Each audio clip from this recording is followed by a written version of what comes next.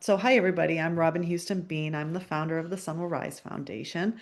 We provide peer grief support to people bereaved due to substance use related causes.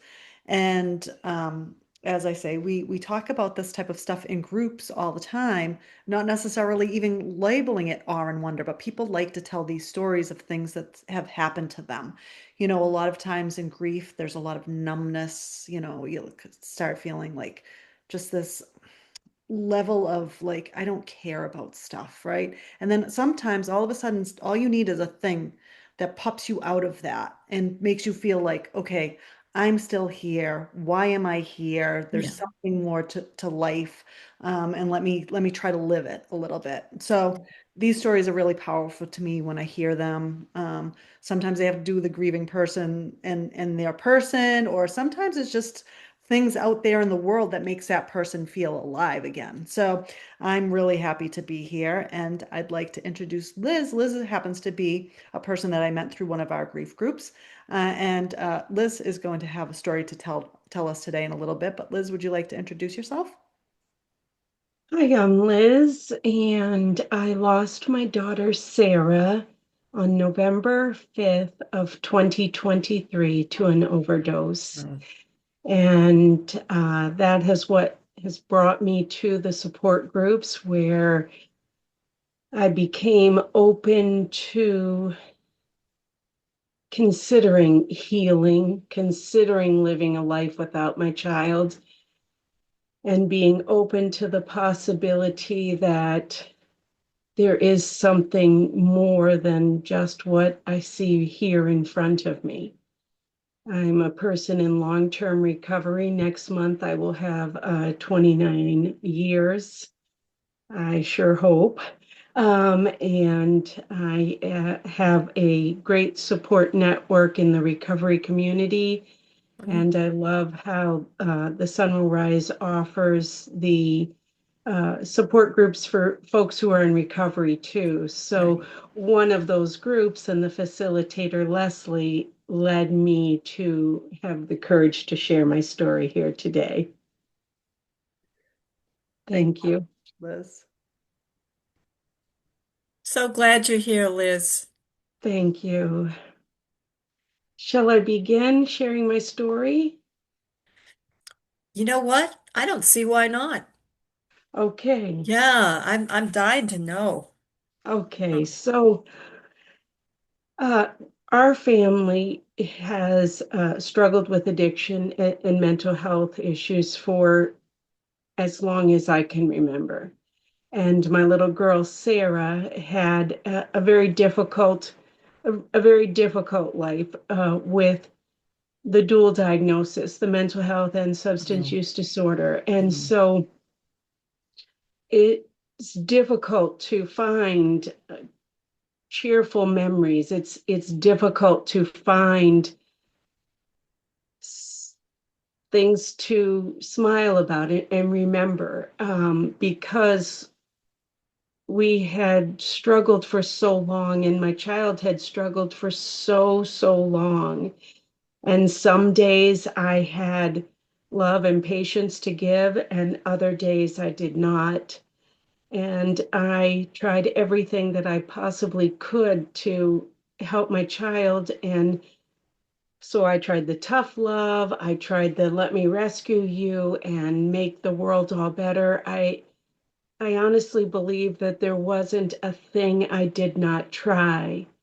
Yeah. Um, and when I was approaching the first birthday of my child was gone, so she died November 5th of 2023, and her birthday is March 25th.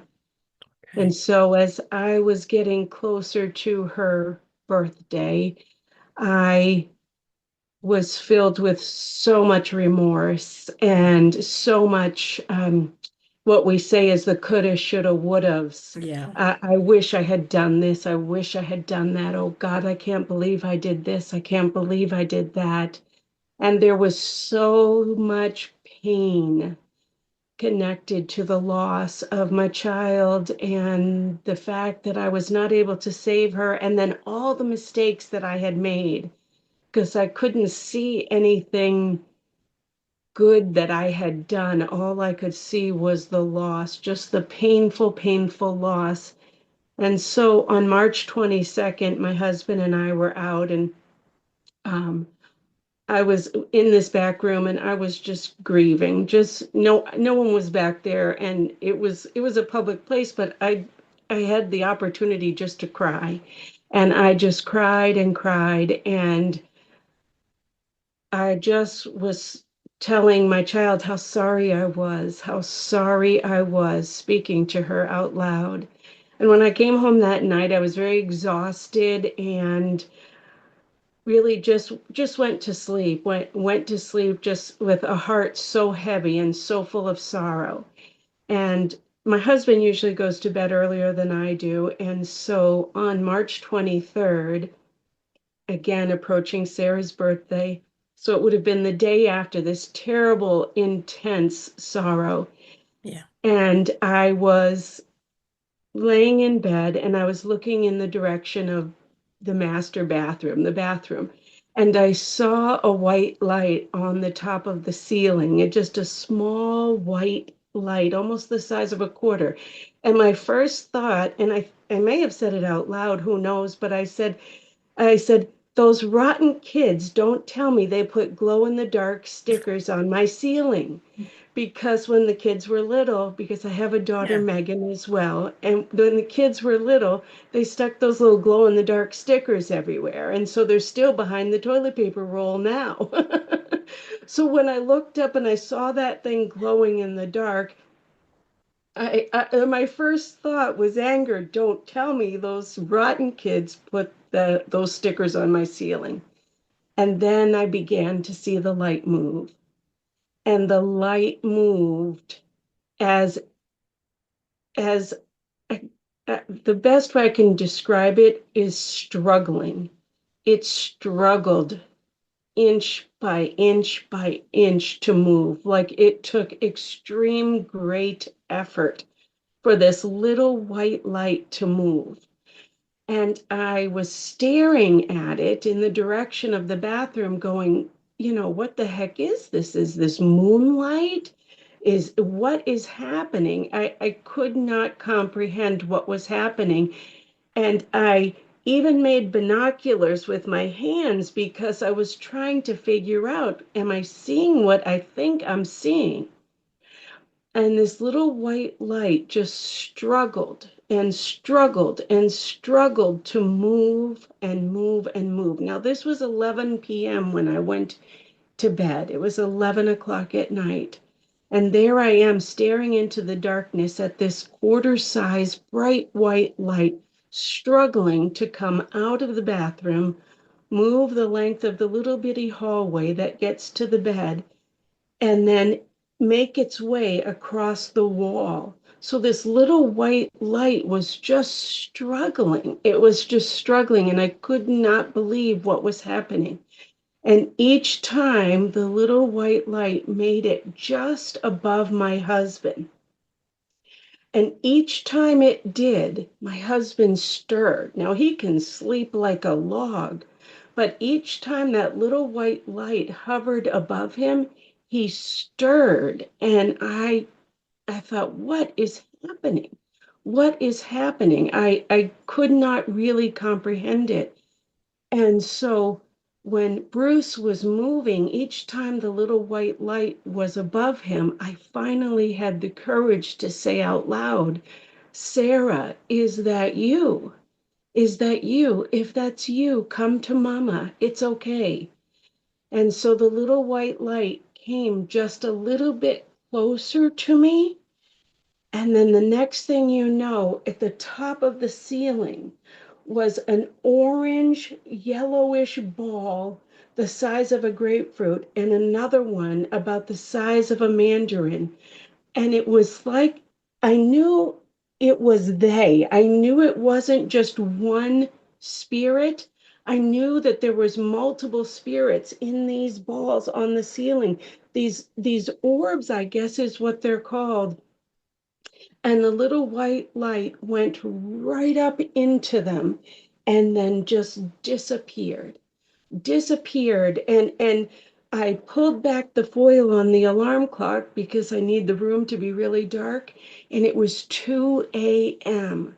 Oh, So for 3 hours, I had been watching this little white light struggle its way across the room. And I really believe that it was my child coming to offer me some comfort, and that these other folks, whoever they are, relatives who went before, people in Sarah's life, I'm not sure, had helped her to come and make this visit. And they came back to get her and take her back to wherever they were all going. And I got up and I immediately contacted my youngest daughter and I said, "Are you awake?" And she said, "Yes." And I spent 21 minutes on the phone telling Megan every single thing that had happened. And so I know I was wide awake. I know this really happened to me. And I made sure to document it and put it in the book that I've been keeping track of dreams and things, oh, because smart. this was the most amazing event that had ever happened to me. So that's the story I wanted to share, especially that story. Wow. Just so like goosebumps, and then like at the end, I was like this feeling of just like peace just came over me when you were just saying about the orbs, whoever they were, to just wow. Like that's what I do every time. I'm like wow, and it's so cliche, but it's how I feel. One of the things that I noticed was prior to that event, I was uh, disconnected. I can't quite describe it other than being in a fog or a haze. And I almost like a veil, a cloudiness that was over me, over my life, over my vision, everything. And when I woke up that morning after this experience, the veil was lifted, the fog was lifted. I had fully returned and present in this life. There was an actual visual change that had occurred after this experience. And so I believe that my child just, she wanted to come and tell me that she was okay.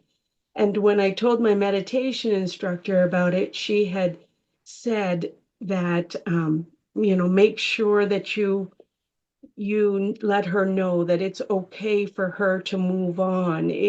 And because of the experience with my grandmother and her sister and that feeling of hanging on to people so that they are bound here, I had a conversation with Sarah to tell her that Mama's okay, that everything that I am feeling is absolutely normal, and that I have lost a child and my heart is broken.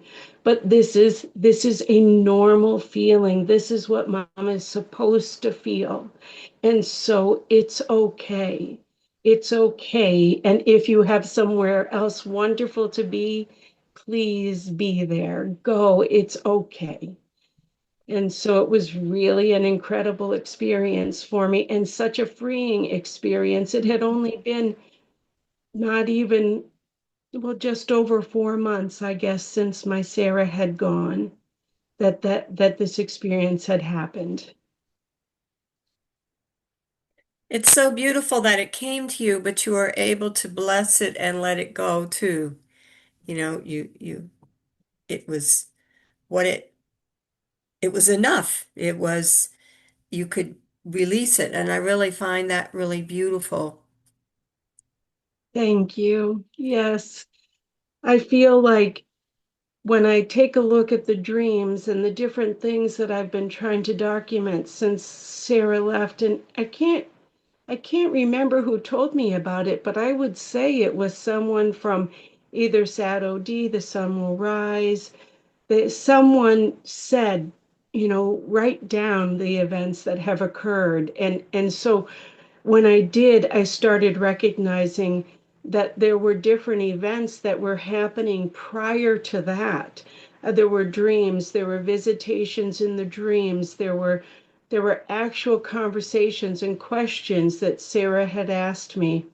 there were different experiences with lights in the room that I couldn't explain, that I thought were maybe having to do with an orb, or with the diffuser in the room. I was like, okay, is that the light from the diffuser? So when I look back at what I've been keeping for notes, some of them I can't read at all because I was filled with so much emotion. Um, I can see that this has been going on pretty consistently since really the beginning of the year after Sarah passed. And several months after this event, so that would have been March of 24, several months after that event, sometime in September, um, Bruce and I, like I say, he sleeps like a log. So it just so happened that we both woke up at exactly the same moment to use the restroom, which is common for our age. And I looked up to the ceiling, and there was a rope light shaped butterfly. And because both of us, and it was lit up, and because both of us had woke up, I think we had startled her. I think it was Sarah visiting again, because Megan swears everything that's butterfly is connected to Sarah.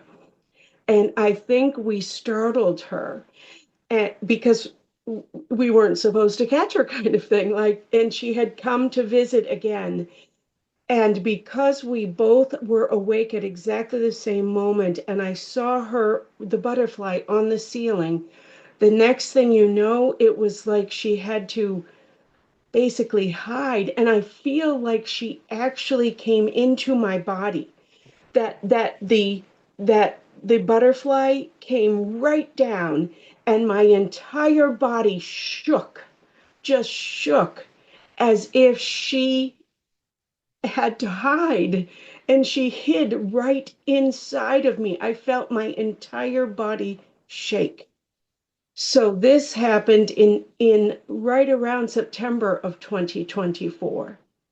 So since then, it's been a little quiet, but there's been some nerves, I guess, around sharing this story, and sort of wondering where Sarah is, and has she gone on, and what is the next adventure that her spirit is involved in. And I rolled over it. I think it was Friday night. I rolled over and looked to my right, and there against the wall was a little green ball, like the size of a firefly, only it wasn't flashing or anything. It was just a beautiful little green ball. And then I looked at it and I said, "Hello, Sarah, is that you?" And then the light faded, and I said, "Well, hello, Sarah, or whoever is visiting." And I rolled over and just went right back to sleep. So I think I have become more open and aware of the possibility that there is definitely more than just the end. I have no idea what it is. I couldn't tell somebody if they asked me, but I know that the experiences that I've had are real and actually life changing, in that they give me hope, that I believe that although I miss my child and she's not physically here with me, that she is okay, and that she's with other people who care about her, and other beings, other forces of energy, other spirits. I know that she is not alone. And it is just a very comforting feeling to me. It's so beautiful to have that feeling, right? It's do you think if you hadn't had that first experience, you'd be in a really different place of where you are right now dealing with her death? Definitely, definitely. Because I was so filled with regret I was so filled with so much sorrow and actually shame, Yeah. ashamed of the choices, ashamed of some of the decisions, ashamed of the times that I hurt her or I let her down and that I wounded her spirit. I know I did. I know I did because some days I wasn't strong enough to fight the fight.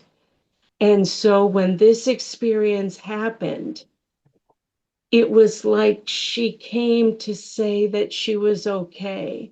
And I told her, I told my husband, I said, Bruce, it seems like she was trying to connect with you. She was trying to say something to you. And he said, I asked him, do you talk out loud to her? And he says, no, he talks to her in his mind. And I said, well, maybe spirits aren't the same as God. Maybe spirits actually need us to be able to speak to them and say, hey, hi, how you doing today, kind of thing. Maybe they can't read our minds.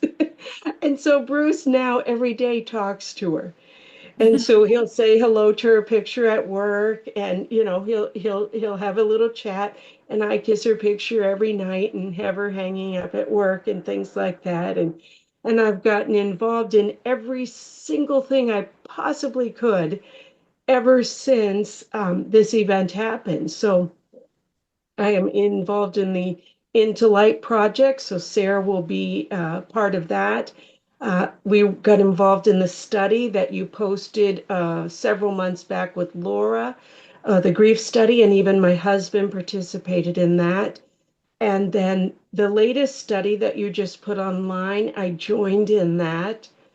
I had Angels of Addiction, another organization, paint a portrait of Sarah, sort of a modern art type of thing.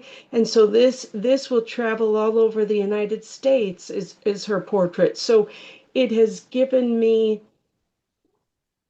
the courage, I guess, to put one foot in front of the other, to just move forward, to Mhm. just keep on moving forward. And so can I tell you that my days are pain-free and that those thoughts, those regrets, those things don't still pop into my mind? No, I can't tell you that. But I can tell you that there is more peace than there was. There is an acknowledgement of the love that we had for each other, and I Yeah. believe that we still have, and that crosses everything and forgives everything. Mhm. And so the mistakes that I made, I believe I'm forgiven for. And when I said goodbye to my child in the funeral home, I told her that I forgave her as well. And so I think that I'm hoping that more occurrences, more awe and wonder actually occur because I'm open to them. I am open to them. Yeah. But like I say to my daughter, you can come along like I invited her to this. But I said, if you have somewhere else to be, it's okay. And so I wore her shirt. I have on her perfume and lotion. I made sure to include her here today. I almost wanted to say, I don't know if Val, you've been noticing it, but the light in Keeps her, shifting. it shifts on and off and on. It's almost like a heartbeat there for a It's little. beautiful. And I know that this evening there's a lot of refracted light between the trees. Like I know that even in my room here, there's a lot of shifting light, but your shifting is pretty strong. So it's interesting what's going on with the light dance in your room. But but I want to just put it out there. What I love is it's I feel that you've you've you're explaining to people listening to this what it means to have an open mind, to be welcoming and inviting of what happens. But the nice thing about your story, Liz, for me is you're not clinging and you're not too attached to a particular way anyone shows up to you. Right. or even just only having interaction with the afterlife. You have opened in a way where any number of awe and wonder moments, whether they're connected to your daughter or the afterlife at all, or just you're open and you receive it and it's all connected for you. Yeah, what I like about it is feels kind of like my like dragonfly moment, your heron moment, this orb, this white light that was struggling. And you just said that so many, I could just feel the struggle. Yeah, What? yeah, yeah, Yeah, it feels like a changeable moment. And then yeah, now you're able to look before where you passed over things that were powerful and wondrous that happened. You can now look back and say, wow, that was something that I should have paid attention to, but I didn't until this happened to me. So I think that happens to a lot of people. You have to have that something that kind of shakes you a little bit. yes, Say, yeah. look here, look at this. Um, and then, like, because I've said this to you before, I'm able to now look at things that happened to me like earlier on in my childhood before Nick died that they didn't really do anything for me, but now I think of it as, wow, that was a powerful moment. That was something that had something to it that I just passed by because I was too busy on my own path, on my own life, and didn't have a moment to sit with it. So I think you do have to have a little bit of like, okay, now I can let this awe and wonder into my life sometimes. Hmm.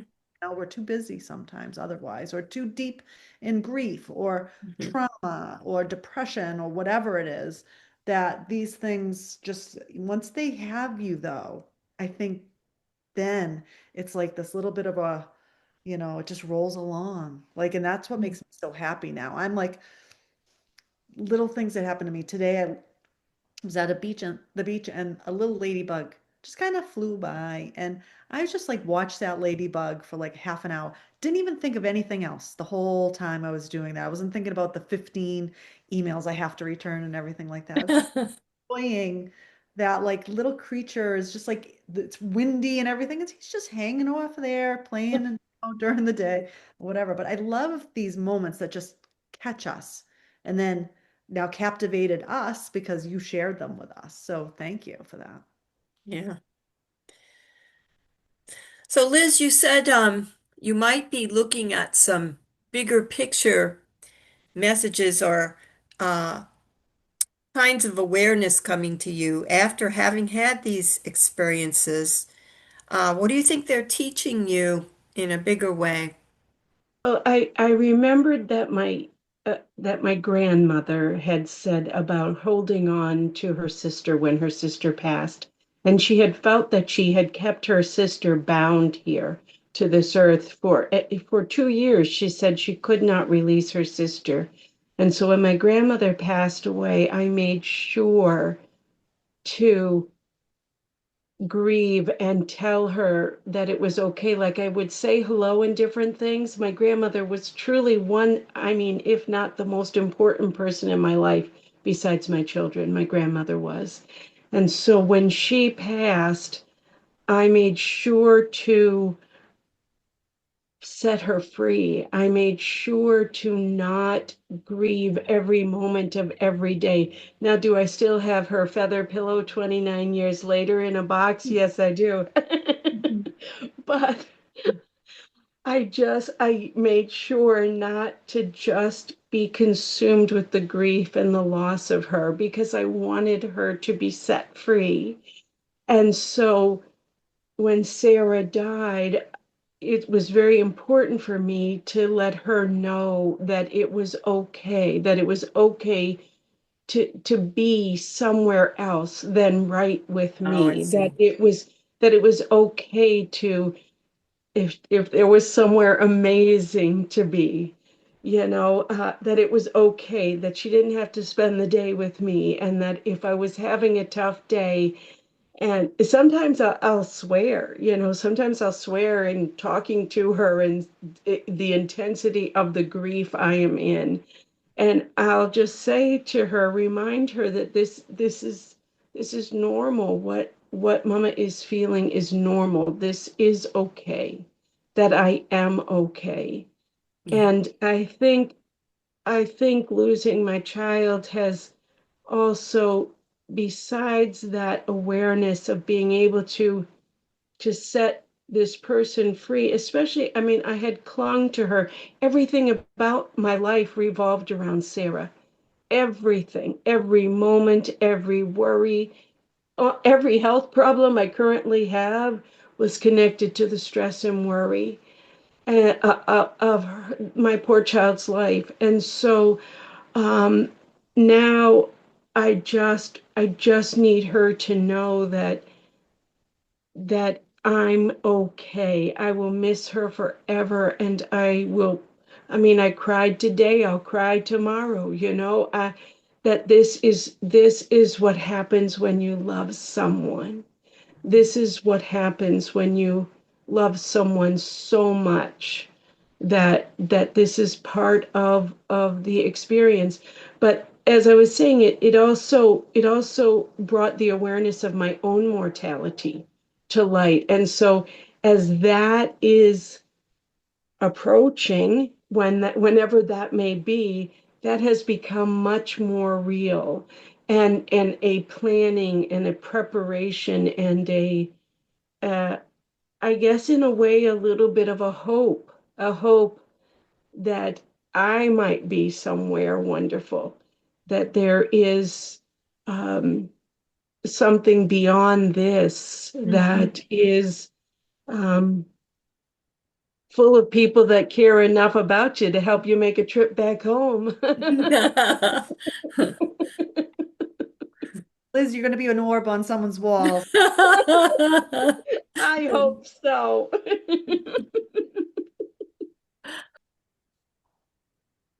Thank you for letting me share with you tonight. I appreciate it. Oh, thank you. It just seemed to flow.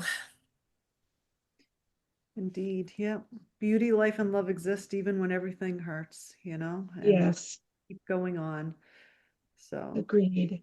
yeah.